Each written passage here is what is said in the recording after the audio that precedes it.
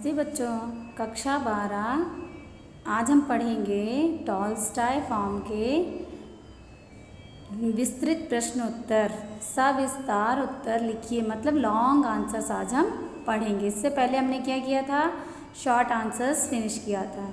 अब क्या है, पहला प्रश्न है, टॉलस्टॉय फॉर्म की बनावट कैसी थी, मतलब वो देखने में कैसा लगता था।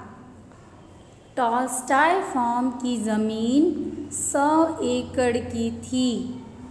उसके एक सिरे पर एक छोटी सी टुकड़ी थी जिस पर एक छोटा सा मकान था, मतलब उसके एक कॉर्नर में एक छोटा सा मकान था और वो पूरी ज़मीन 100 एकड़ की थी। वहाँ नारंगी, एप्रिकॉट, प्लम आदि फलों के पेड़ थे। मतलब किस तरह के फल थे वहाँ पर, नारंगी, एप्रिकॉट, प्लम। एक छोटा सा झरना भी था, एक छोटा सा फॉल्स भी था। उस झरने से स्वच्छ पानी मिलता था, मतलब साफ पानी हमें पीने के लिए मिलता था। रहने के स्थान से वह कोई 100 गज की दूरी पर था, मतलब थोड़ी दूर पर ही वो झरना था।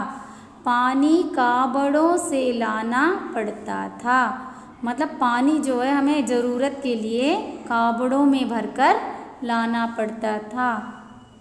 अब देखते हैं दूसरा प्रश्न।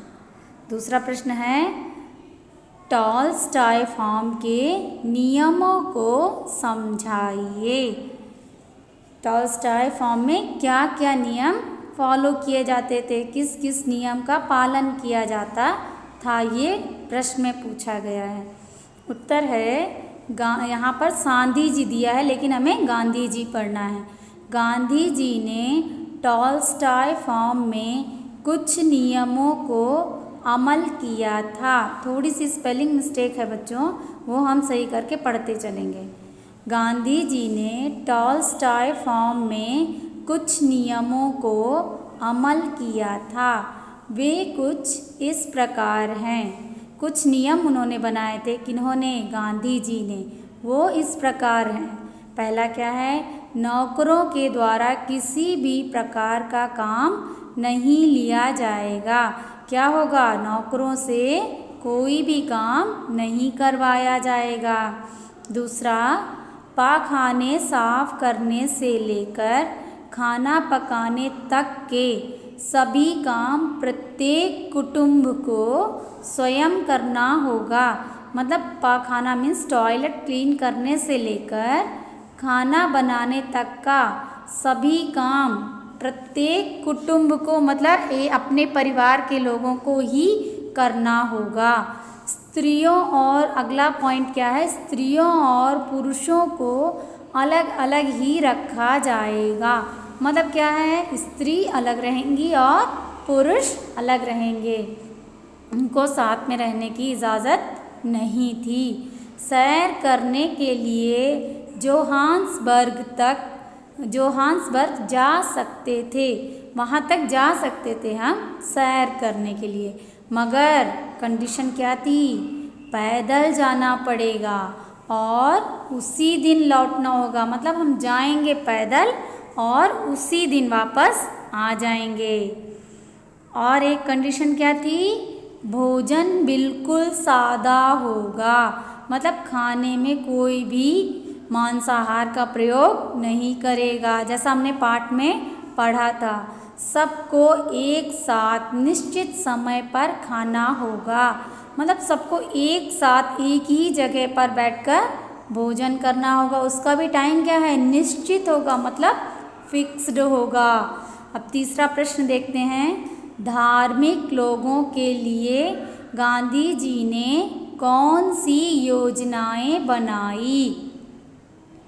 धार्मिक लोग मतलब जो वहाँ पे रिलीजियन पीपल थे, उनके लिए गांधी जी ने क्या क्या रूल्स बनाए थे। टॉलस्टॉय फॉर्म में कई धर्मों के लोग रहते थे। मतलब बहुत सारे धर्मों के लोग वहाँ पर रहते थे। फारसी लोगों को अवेस्ता पढ़ने की इच्छा थी। फारसी जो लोग थे वो अपने धर्म की पुस्तक पढ़ना चाहते थे। एक खोजा बालक था, उसके पास अपने धर्म संबंधी एक छोटी किताब थी। मतलब एक खोजा धर्म का एक व्यक्ति था, उसके बालक था, उसके पास उसके धर्म की छोटी सी किताब थी। गांधी जी उसे पढ़ाते थे। गांधी जी उस पुस्तक से लेकर उस बालक को पढ़ाते थे, समझाते थे। मुसलमानों और फारसियों के लिए गांधी जी ने कुछ किताबें एकत्रित की थी। मतलब गांधी जी ने मुसलमानों के लिए और फारसियों के लिए इधर उधर से थोड़ी सी किताबें एकत्रित मतलब कलेक्ट करके रखी थी। हिंदू धर्म के तत्व भी गांधी जी पढ़ाते थे। कहने का मतलब क्या है, गांधी जी उन्हें धर्म की शिक्षा भी देते थे। अब देखते हैं चौथा प्रश्न। मांसाहार रहित आश्रम चलाने में गांधी जी कैसे सफल हुए?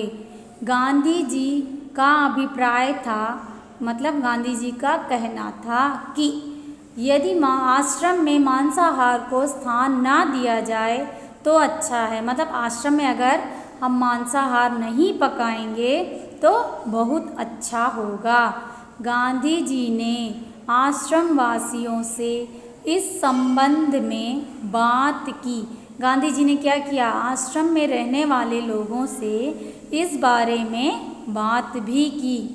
धनाभाव मतलब धन के अभाव या धन की कमी के बारे में बताया। उन्होंने क्या कहा कि धन की बहुत कमी है, इसलिए हम मांसाहार को स्थान नहीं दे सकते।